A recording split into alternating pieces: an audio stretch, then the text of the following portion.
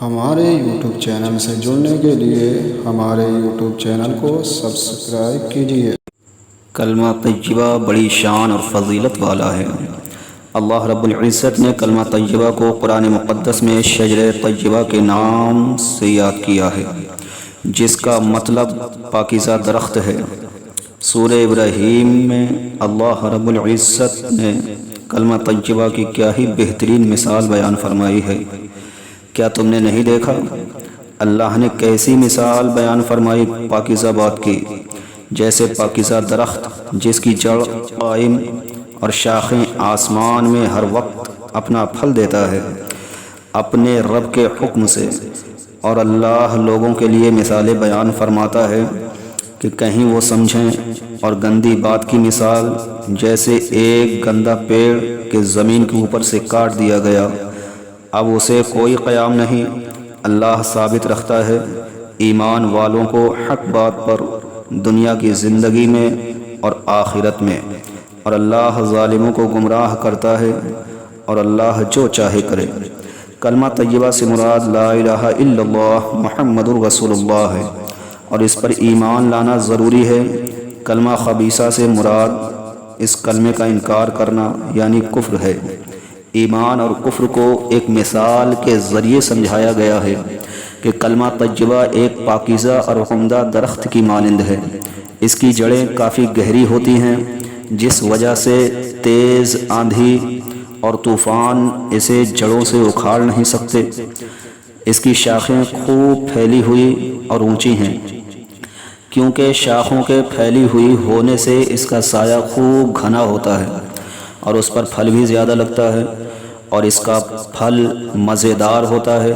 یعنی کلمہ طیبہ میں یہ تمام خوبیاں موجود ہیں۔ اس کی جڑیں دل کی گہرائیوں میں ہوتی ہیں۔ مصائب اور مشکلات کا طوفان ایمان کو ہلا نہیں سکتا۔ شاخوں کی بلندی سے مراد کلمہ قبول کرنے والوں کی اخلاقی عظمت ہے۔ پھل سے مراد اللہ کی عبادت اور اس کا اجر ہے۔ ایمان کے برعکس کفر ایک خبیث درخت کی مانند ہے جس کی جڑیں نہیں ہوتی۔ ہوا کا ایک جھونکا آیا اور اسے اکھاڑ کر زمین سے پھینک دیا۔ ایسے درخت کی شاخیں کہاں ہوں گی اور وہ بھلا پھل کیا دے گا؟ یعنی کفر کا اس دنیا میں نہ کوئی فائدہ ہے اور نہ آخرت میں، بلکہ الٹے کفر کی بنا پر آخرت میں عذاب کا مزہ چکھنا پڑے گا۔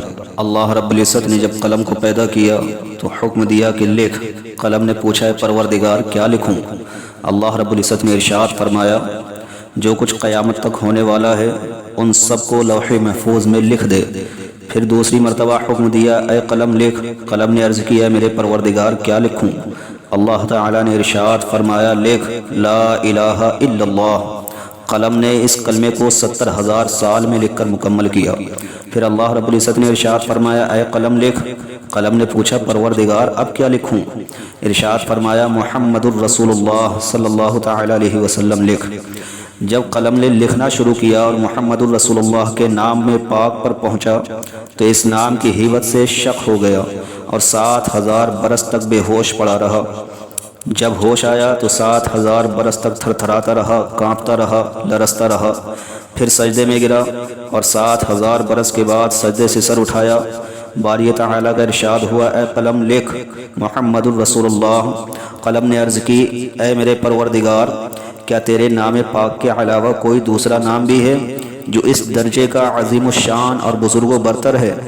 ارشاد ہوا اے قلم ادب اختیار کر، کیونکہ محمد الرسول اللہ صلی اللہ علیہ وسلم نہ ہوتے تو میں زمین، آسمان، چاند و سورج، ستارے، جنت و دوزخ، عرش و کرسی، لوح و قلم کچھ بھی پیدا نہ کرتا، بلکہ اپنی ربوبیت کو بھی ظاہر نہ کرتا۔ میں نے یہ تمام مخلوق اس کے طفیل، اس کے نور سے پیدا کی ہے۔ قلم نے 70,000 برس میں یہ کلمہ لکھا، اور اس طرح قلم نے لوح محفوظ میں 1,40,000 برس میں پورا کلمہ طیبہ لا الہ الا اللہ محمد الرسول اللہ تحریر کیا۔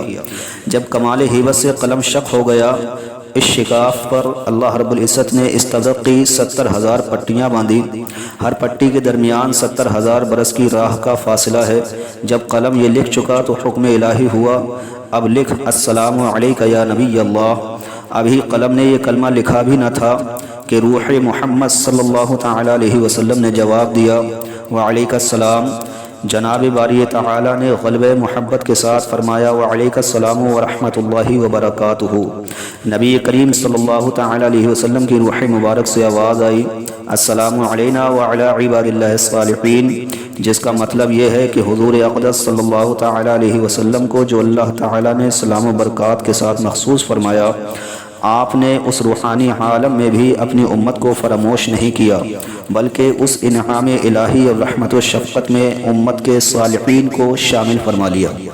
الغرض قلم کی ضخامت بہت زیادہ ہے، یہاں تک کہ اگر آسمان و زمین کو چھیل کر باریک کاغذ کی طرح پھیلا دیا جائے اور پھر وہ کاغذ قلم پر رکھا جائے تو قلم کے مقابلے میں وہ کاغذ ایسا ہوگا جیسے انار کا دانہ یا کوئی رائی کا دانہ کسی میدان میں پڑا ہوا ہو۔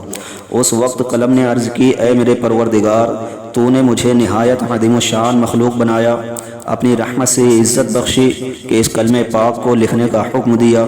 میں نے تیرے حکم سے 2 کلمے ایک عرصے دراز میں جس کی مدت 1,40,000 برس ہوتی ہے تحریر کیے، اور وہ 2 کلمے یہ ہیں لا الہ الا اللہ محمد رسول اللہ۔ بس تیرے بندوں میں کون سا مدہ اس قدر مدت تک زندہ رہے گا جو اس کلمہ پاک کو پورا کر سکے گا؟ تو اللہ رب العزت کا ارشاد ہوتا ہے اے قلم، میں آخری زمانے میں اپنا حبیب پاک محمد صلی اللہ تعالی علیہ وسلم کو پیدا کروں گا۔ میں نے اس کو اور اس کی امت کو نہایت عزت و عظمت بخشی ہے، لیکن ان کی عمریں اور دوسری امتوں کے مقابلے میں بہت کم رکھی ہیں۔ میں نے اس امت کو اس قدر شرف بخشا ہے کہ ایک دن میں یہ کلمہ 70,000 بار زبان پر لا سکے گی۔ طبرانی کی حدیث ہے کہ نبی کریم صلی اللہ تعالی علیہ وسلم نے فرمایا اس ذات کی قسم جس کے قبضے میں میری جان ہے، اگر زمین و آسمان اور جو کچھ اس کے اندر ہے اور جو کچھ ان کے درمیان ہے، جو کچھ اس کے نیچے ہے، اگر وہ تمام ترازو کے ایک پلے میں رکھ دیا جائے اور کلمہ طیبہ کو دوسرے پلے میں رکھ دیا جائے تو پھر بھی کلمے والا پلڑا وزن میں بڑھ جائے گا۔ طبرانی کی ہی حدیث ہے کہ نبی کریم صلی اللہ تعالی علیہ وسلم نے فرمایا اپنا ایمان تازہ کرتے رہو۔ صحابہ کرام نے عرض کی یا رسول اللہ صلی اللہ علیہ وسلم، اپنے ایمان کو تازہ کس طرح کریں؟ تو نبی کریم صلی اللہ علیہ وسلم نے ارشاد فرمایا کلمہ طیبہ کو کثرت سے پڑھا۔